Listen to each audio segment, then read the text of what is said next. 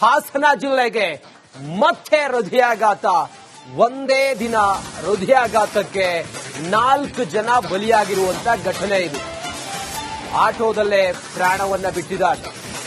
ಸತ್ಯನಾರಾಯಣನನ್ನು 63 ವರ್ಷದ ವ್ಯಕ್ತಿ ಹಾಸನದಲ್ಲಿ 42 ದಿನದಲ್ಲಿ 1.5 ತಿಂಗಳಿನಲ್ಲಿ ಇಲ್ಲಿಯವರೆಗೂ ಕೂಡ ಮೃತಪಟ್ಟವರ ಸಂಖ್ಯೆ, ಅದು ಹಾರ್ಟ್ ಅಟ್ಯಾಕ್ ನಿಂದಲೇ ಮೃತಪಟ್ಟವರ ಸಂಖ್ಯೆ 22 ಜನ ಹಾರ್ಟ್ ಅಟ್ಯಾಕ್ ನಿಂದ 42 ದಿನದಲ್ಲಿ ಸಾವನ್ನಪ್ಪಿದ್ದಾರೆ.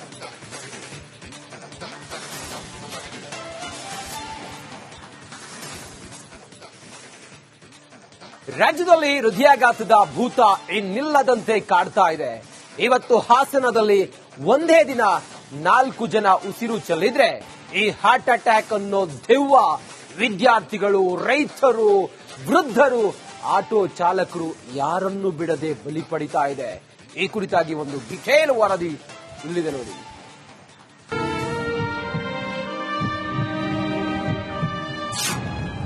ಹೃದಯಾಘಾತದ ರಾಜಧಾನಿಯಾಗುತ್ತಿದೆ ಹಾಸನ. 42 ದಿನದ ಅಂತರದಲ್ಲಿ ಬರೋಬ್ಬರಿ 22 ಮಂದಿ ಬಲಿ.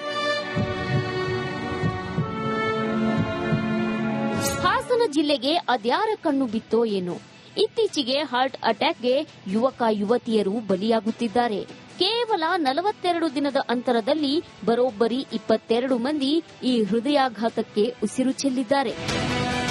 ಹೃದಯಾಘಾತದಿಂದ ಸಾವನ್ನಪ್ಪುತ್ತಿರೋ ಕೇಸ್ ಹೆಚ್ಚಾಗುತ್ತಲೇ ಇದೆ. ರಾಜ್ಯದ ಇತರೆ ಪ್ರದೇಶಗಳಲ್ಲಿ ಹೃದಯಾಘಾತದಿಂದ ಮೃತಪಡೋ ಲೆಕ್ಕ ಏನೂ ಕಮ್ಮಿ ಇಲ್ಲ. ಆದರೆ ಹಾಸನದಲ್ಲಿ ಹೆಚ್ಚಾಗಿ ಯುವ ಜನರೇ ಹಾರ್ಟ್ ಅಟ್ಯಾಕ್ಗೆ ಬಲಿಯಾಗುತ್ತಿದ್ದಾರೆ. ರಜೆಗೆ ಬಂದಿದ್ದ ಸೈನಿಕ ಹೃದಯಾಘಾತಕ್ಕೆ ಬಲಿ. ಹಾರ್ಟ್ ಅಟ್ಯಾಕ್ನಿಂದ ಡಿ ಗ್ರೂಪ್ ನೌಕರ ಸಾವು. ಹೆಸರು ಕುಮಾರ್, ವಯಸ್ಸು 57 ವರ್ಷ, ಚನ್ನರಾಯಪಟ್ಟಣ. ಕಾಲೇಜು ಪ್ರೊಫೆಸರ್ಗೂ ಹೃದಯಾಘಾತ. ಹೆಸರು ಮುತ್ತಯ್ಯ, ವಯಸ್ಸು 58 ವರ್ಷ, ಹೊಳೆನರಸೀಪುರ. ಹೃದಯಾಘಾತದಿಂದ ಗೃಹಿಣಿ ಸಾವು. ಹೆಸರು ಲೇಪಾಕ್ಷಿ, ವಯಸ್ಸು 50 ವರ್ಷ, ಬೇಲೂರು. ಹೀಗೆ ಹಾಸನ ಜಿಲ್ಲೆಯಲ್ಲಿ ಇಂದು ಕೂಡ 4 ಹೃದಯಾಘಾತದಿಂದ ಮೃತಪಟ್ಟಿದ್ದಾರೆ. ಇದಲ್ಲದೆ ವಿಜಯಪುರದ ವೈದ್ಯಕೀಯ ವಿದ್ಯಾರ್ಥಿ 26 ವರ್ಷದ ವೈಭವ್ ಕುಲಕರ್ಣಿ ಹೃದಯಾಘಾತದಿಂದ ಮೃತಪಟ್ಟಿದ್ದಾರೆ. ವೈಭವ ನಾ ನೋಡ್ಲಿಕ್ಕಾಗಿ ಹುಡುಗ ಬಹಳ ಸೌಮ್ಯ ಸ್ವಭಾವದ ಹುಡುಗ. ಈಗ ಇಂತ ಇದ್ರೊಳಗ ಆದಾಗ ಬಹಳ ಜನ ಏನೇನೋ ಮಾತಾಡ್ಕೋತಾರ. ಬಟ್ ನಾನ್ ನೋಡ್ಲಿಕ್ಕಾಗಿ, ನಾನ್ ಅಷ್ಟೇ ಅಲ್ಲ, ನನ್ನ ಎಲ್ಲಾರು ನೋಡ್ಲಿಕ್ಕಾಗಿ ಬಹಳ ಸೌಮ್ಯ ಸ್ವಭಾವದ ಹುಡುಗ. ಅವ ಮಾತಾಡೋದಾಗ್ಲಿ, ಅವ್ನ ಇದಾಗ್ಲಿ. ಇನ್ನು ಅವ್ರ ಮಿತ್ರ ಹೇಳ್ಬೇಕು ಹೇಗಿದ್ರು, ಅವರು ಇಲ್ಲೇ ಬಾಗಲಕೋಟೆ ಮೆಡಿಕಲ್ ಕಾಲೇಜ್ ಆಗಿದ್ರು. ಸೊ ಬಹಳ ಒಳ್ಳೆ ಹುಡುಗ. ಮತ್ತ ಅವ ಪಾಪ ಒಬ್ಬನೇ ಇದ್ದ, ಬಹಳ ಕಷ್ಟಪಟ್ಟು ಅವ್ರ ತಂದೆಯವ್ರಿಗೆ ಮೆಡಿಕಲ್ ಆಗ್ಲಿ ಅನ್ನೋದೊಂದು ಇಚ್ಛಾದಿಂದ ಹಾಕಿದ್ರು. ಈ ರೀತಿ ಅದು ಕೈಗೆ ಬಂದು ತುತ್ತು ಬಾಯಿಗೆ ಬರಲಾರ್ದಂಗೆ ಕೊನೆ ಇದರಲ್ಲಿ ಆಗಿದ್ದು ನಿಜಕ್ಕೂ ಫ್ಯಾಮಿಲಿ ಲಾಸ್, ಬಹಳ ದೊಡ್ಡ ಲಾಸ್ ಅದು. ಹಾಸನದಲ್ಲೇ ಯಾಕೆ ಹೆಚ್ಚು ಹೃದಯಾಘಾತ? ತನಿಖೆಗೆ ವಿಶೇಷ ಸಮಿತಿ ರಚಿಸಿದ ಸರ್ಕಾರ. ಇನ್ನು ಹಾಸನದಲ್ಲಿ ಹೃದಯಾಘಾತದ ಪ್ರಕರಣಗಳು ಹೆಚ್ಚಾಗುತ್ತಿದ್ದು, ಕರ್ನಾಟಕ ಸರ್ಕಾರ ತನಿಖೆಗೆ ವಿಶೇಷ ಸಮಿತಿ ರಚಿಸಿದೆ. 3 ರಿಂದ 5 ಮಂದಿ ವೈದ್ಯರ ತಂಡದಿಂದ ತನಿಖೆ ನಡೆಸುವಂತೆ ಆರೋಗ್ಯ ಸಚಿವರು ಆರೋಗ್ಯ ಇಲಾಖೆ ಪ್ರಧಾನ ಕಾರ್ಯದರ್ಶಿಗೆ ಸೂಚನೆ ನೀಡಿದ್ದಾರೆ. ಹೃದಯಾಘಾತಕ್ಕೆ ಅನೇಕ ಕಾರಣಗಳಿವೆ. ಪ್ರಾಥಮಿಕ ಆರೋಗ್ಯ ಕೇಂದ್ರ ಲೆವೆಲ್ ಅಲ್ಲಿ ಮುನ್ನೆಚ್ಚರಿಕೆ ಕ್ರಮಗಳು ಅಂದ್ರೆ ಬದಲಾದ ಒಂದು ಜೀವನ ಶೈಲಿ, ಆಹಾರ ಪದ್ಧತಿಗಳ ಬಗ್ಗೆ ಮುನ್ನೆಚ್ಚರಿಕೆ ವಹಿಸುವಂತದ್ದು ಮತ್ತು ನಿಯಮಿತವಾಗಿ ಕಾಲಕಾಲಕ್ಕೆ ಆರೋಗ್ಯ ತಪಾಸಣೆ ನಡೆಸುವಂತದ್ದು ಮತ್ತು ಒತ್ತಡನೂ ಬಹಳ ಮುಖ್ಯ ಆಗುತ್ತೆ. ಒತ್ತಡನ ನಿಯಂತ್ರಣ ಮಾಡೋದಕ್ಕೆ ಪ್ರಾಣಾಯಾಮ, ಯೋಗ, ಧ್ಯಾನ ಮತ್ತು ಎಕ್ಸರ್ಸೈಸ್ ಅನ್ನೋದು ಬಹಳ very important.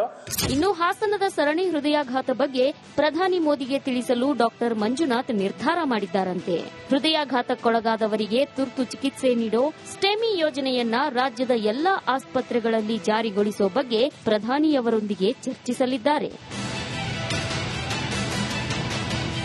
Khushwant, republic Kannada, Hassan. Hassan ಜಿಲ್ಲೆಗೆ ಮತ್ತೆ ಹೃದಯಾಘಾತ.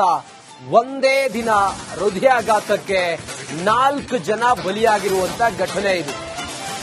ಆಟೋದಲ್ಲೇ ಪ್ರಾಣವನ್ನ ಬಿಟ್ಟಿದ್ದಾರೆ. ಸತ್ಯನಾರಾಯಣನನ್ನು 63 ವರ್ಷದ ವ್ಯಕ್ತಿ ಹಾಸನದಲ್ಲಿ 42 ದಿನದಲ್ಲಿ 1.5 ತಿಂಗಳಿನಲ್ಲಿ ಇಲ್ಲಿಯವರೆಗೂ ಕೂಡ ಮೃತಪಟ್ಟವರ ಸಂಖ್ಯೆ, ಅದು ಹಾರ್ಟ್ ಅಟ್ಯಾಕ್ ನಿಂದಲೇ ಮೃತಪಟ್ಟವರ ಸಂಖ್ಯೆ 22 ಜನ ಹಾರ್ಟ್ ಅಟ್ಯಾಕ್ ನಿಂದ 42 ದಿನದಲ್ಲಿ ಸಾವನ್ನಪ್ಪಿದ್ದಾರೆ.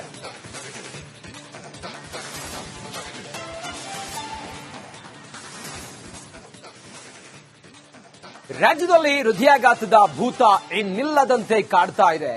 ಇವತ್ತು ಹಾಸನದಲ್ಲಿ ಒಂದೇ ದಿನ 4 ಜನ ಉಸಿರು ಚೆಲ್ಲಿದ್ರೆ ಈ ಹಾರ್ಟ್ ಅಟ್ಯಾಕ್ ಅನ್ನೋ ದೆವ್ವ ವಿದ್ಯಾರ್ಥಿಗಳು, ರೈತರು, ವೃದ್ಧರು, ಆಟೋ ಚಾಲಕರು ಯಾರನ್ನು ಬಿಡದೆ ಬಲಿ ಪಡಿತಾ ಇದೆ. ಈ ಕುರಿತಾಗಿ ಒಂದು ಡಿಟೇಲ್ ವರದಿ ಇಲ್ಲಿದೆ ನೋಡಿ.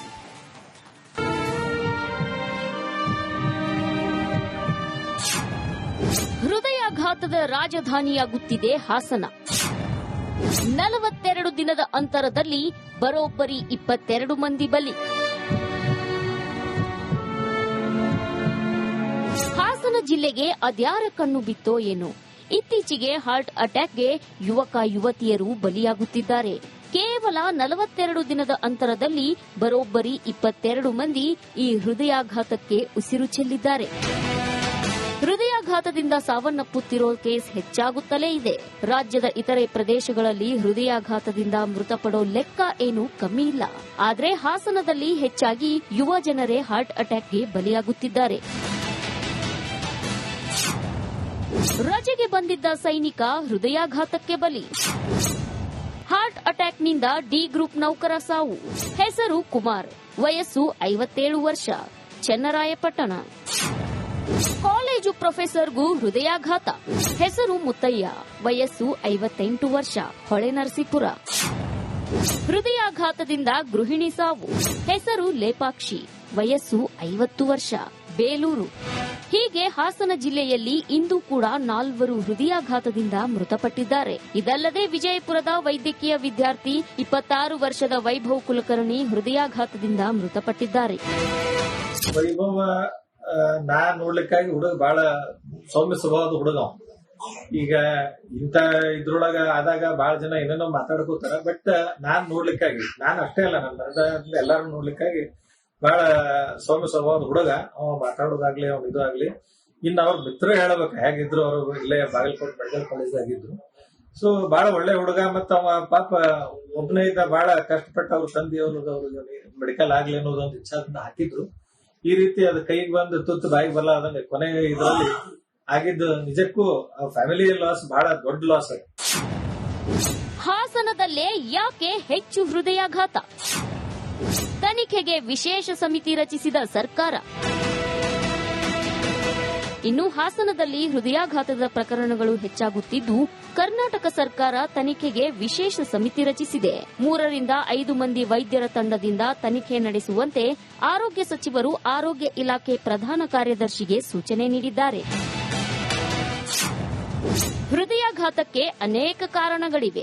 ಪ್ರಾಥಮಿಕ ಆರೋಗ್ಯ ಕೇಂದ್ರ ಲೆವೆಲ್ ಅಲ್ಲಿ ಮುನ್ನೆಚ್ಚರಿಕೆ ಕ್ರಮಗಳು ಅಂದ್ರೆ ಬದಲಾದ ಒಂದು ಜೀವನ ಶೈಲಿ, ಆಹಾರ ಪದ್ಧತಿಗಳ ಬಗ್ಗೆ ಮುನ್ನೆಚ್ಚರಿಕೆ ವಹಿಸುವಂತದ್ದು ಮತ್ತು ನಿಯಮಿತವಾಗಿ ಕಾಲಕಾಲಕ್ಕೆ ಆರೋಗ್ಯ ತಪಾಸಣೆ ನಡೆಸುವಂತದ್ದು ಮತ್ತು ಒತ್ತಡನೂ ಬಹಳ ಮುಖ್ಯ ಆಗುತ್ತೆ. ಒತ್ತಡನ ನಿಯಂತ್ರಣ ಮಾಡೋದಕ್ಕೆ ಪ್ರಾಣಾಯಾಮ, ಯೋಗ, ಧ್ಯಾನ ಮತ್ತು ಎಕ್ಸರ್ಸೈಸ್ ಅನ್ನೋದು ಬಹಳ ವೆರಿ ಇಂಪಾರ್ಟೆಂಟ್. ಇನ್ನು ಹಾಸನದ ಸರಣಿ ಹೃದಯಾಘಾತ ಬಗ್ಗೆ ಪ್ರಧಾನಿ ಮೋದಿಗೆ ತಿಳಿಸಲು ಡಾಕ್ಟರ್ ಮಂಜುನಾಥ್ ನಿರ್ಧಾರ ಮಾಡಿದ್ದಾರಂತೆ. ಹೃದಯಾಘಾತಕ್ಕೊಳಗಾದವರಿಗೆ ತುರ್ತು ಚಿಕಿತ್ಸೆ ನೀಡೋ ಸ್ಟೆಮಿ ಯೋಜನೆಯನ್ನ ರಾಜ್ಯದ ಎಲ್ಲಾ ಆಸ್ಪತ್ರೆಗಳಲ್ಲಿ ಜಾರಿಗೊಳಿಸುವ ಬಗ್ಗೆ ಪ್ರಧಾನಿಯವರೊಂದಿಗೆ ಚರ್ಚಿಸಲಿದ್ದಾರೆ. ಖುಷ್ವಂತ್, ರಿಪಬ್ಲಿಕ್ ಕನ್ನಡ, ಹಾಸನ.